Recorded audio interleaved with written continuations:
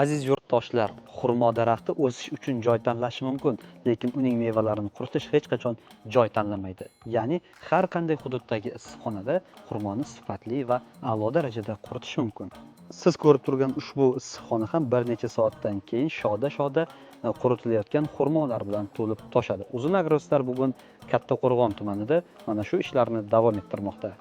Eng muhim jihatlardan biri, issiqxona egalari ushbu xurmolarni quritish uchun deyarli xarajat qilmayapti. Qanday qilib deysizmi? Hozir xonadon egalaridan so'rab bilamiz. Xurmolar quritish uchun siz qancha xarajat qilyapsiz?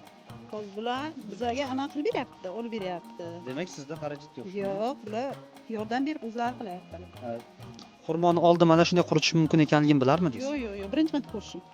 Qanday, nima deb o'ylaysiz? Qanday natija beradi? Yaxshi natija beradi, ko'ryapman-ku.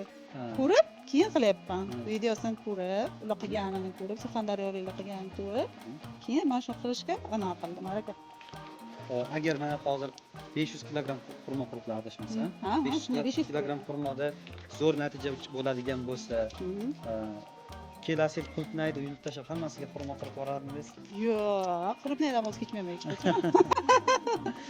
Bu ham bo'laveradi. Issiqxona egasi ta'kidlab o'tganidek, ushbu usulda xurmoni quritish hali yurtdoshlarimizga begona bo'lganligi sababli bu yerga mutaxassislar jalb qilingan. Mutaxassislar ham aynan mana shu xurmoni quritish bo'yicha yaponiyalik olimlar bilan hamkorlikda ishlar olib borib, ularning natijasidan kelib chiqqan holda yurtdoshlarimizga xurmoni quritish tartiblari hamda undan topish mumkin bo'lgan daromadlar haqida ma'lumot beryapti. Bu esa yurtdoshlarimizning yana ham ko'plab qiziqishlariga sabab bo'lmoqda.